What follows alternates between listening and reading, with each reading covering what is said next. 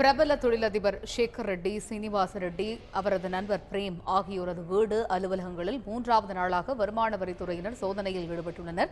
இதுகுறித்த நேரடி தகவல்களை தருகிறார் செய்தியாளர் ராஜா. ராஜா, வணக்கம். சேகர் ரெட்டி, ஸ்ரீனிவாச ரெட்டி உள்ளிட்டோரது வீடு மற்றும் அலுவலகங்களில் எத்தனை ரூபாய் ரொக்கம் உள்ளிட்டவைகள் பறிமுதல் செய்யப்பட்டிருக்கிறது? 3வது நாள் சோதனை தொடர்பாக கூடுதல் விவரங்களை பதிவு செய்யுங்க ராஜா. இன்று 3வது நாளாக இந்த சோதனை நடைபெறுகிறது. இதுவரை சுமார் 200 கோடிக்கு மேல் வெறும் லிக்விட் கேஷ் என்று சொல்லக்கூடிய பணமாக மட்டும் சிக்கியிருப்பதாக நமக்கு தகவல்கள் கிடைக்கின்றன. இதுவரை இந்த 3 பேரையும், அதாவது சீனிவாச ரெட்டி, சேகர் ரெட்டி, ஆடிட்டர் பிரேம் உள்ளிட்டவர்களை தனித்தனியாக இடங்களில் வைத்து வருமான வரித்துறையினர் விசாரணை நடத்தி அதன் அடிப்படையில் சென்னையில் 8 இடங்களிலும் வேலூரில் உள்ள இல்லத்தில் இருந்து இன்றைக்கு 25 கோடி ரூபாய் அளவிற்கான பணத்தை வெளியில் எடுத்திருக்கிறார்கள். அதே போன்று தருமபுரியில் ஒரு இடம் சிக்கியிருப்பதாகவும் அங்கிருந்து தங்கம் உள்ளிட்டவை எடுக்கப்பட்டிருப்பதாகவும் வருமான வரி தரப்பில் இருந்து தெரிவிக்கப்படுகிறது.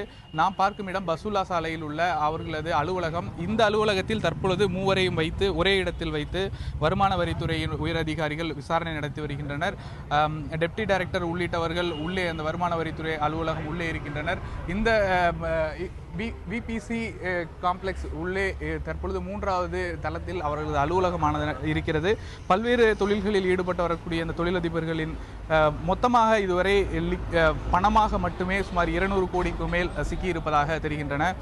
டி நகர் விஜயராகவா சாலையில் இருந்த இடத்தில் மட்டும் 94 கோடி ரூபாய் முதல் நாளில் பறிமுதல் செய்யப்பட்டது. அதற்கடுத்தபடியாக யோகாம்பால், டி நகரிலே யோகாம்பால் அங்கும் பணம் பிடிபட்டிருக்கிறது. வேலூரில் 25 கோடி என கிட்டத்தட்ட 200 கோடி அளவிற்கு பணம் லிக்விட் கேஷ் மட்டும் இதுவரை கிடைத்திருப்பதாக வருமான வரித்துறை தரப்பிலிருந்து நமக்கு தகவல்கள் கிடைக்கின்றன. அது மட்டுமல்லாமல் 100 கிலோவிற்கு மேலாகவே தங்கங்களும் கிடைத்திருப்பதாக தெரிகிறது.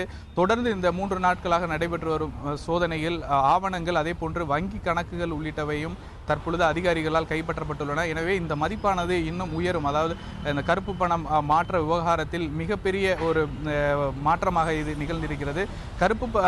ஏற்கனவே டிமானிட்டைசேஷன் கொண்டு வந்ததிலிருந்து வங்கி கணக்குகளே ஐடியினுடைய இன்வெஸ்டிகேஷன் விங் என்று சொல்வார்கள். அதே போன்று புலனாய்வு பிரிவு விங் என்று இரண்டும் இருக்கின்றது.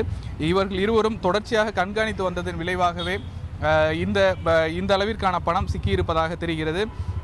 ஏற்கனவே அந்த 1500 ரூபாய் நோட்டுகள் செல்லாது என்று அறிவித்ததற்கு பிறகு பல்வேறு வங்கி கணக்குகள் தொடர்ச்சியாக ஐடியால் சோதனை வந்ததன் விளைவாக இது சிக்கியிருப்பதாக தெரிகிறது.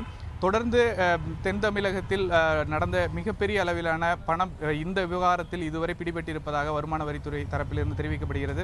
தொடர்ச்சியாக இவர்கள் மூலியமாக பணம் மாற்றியவர்கள் யார், மாற்ற உதவியவர்கள் யார் என்பது தொடர்ந்தும் விசாரணை நடைபெற்று வருகிறது. தற்பொழுது சேகர் ரெட்டி, சீனிவாச ரெட்டி, அதே போன்று ஆடிட்டர் பிரேம் 3 பேரையுமே இந்த அலுவலகத்தில் தீநகர் பசுல்லா சாலையில் உள்ள அவர்களது அலுவலகத்தில் வைத்து தொடர்ச்சியாக விசாரணை நடத்தி வருகின்றனர். இந்த விசாரணையானது இன்னும் தொடரக்கூடும் எனவும் தெரிகிறது.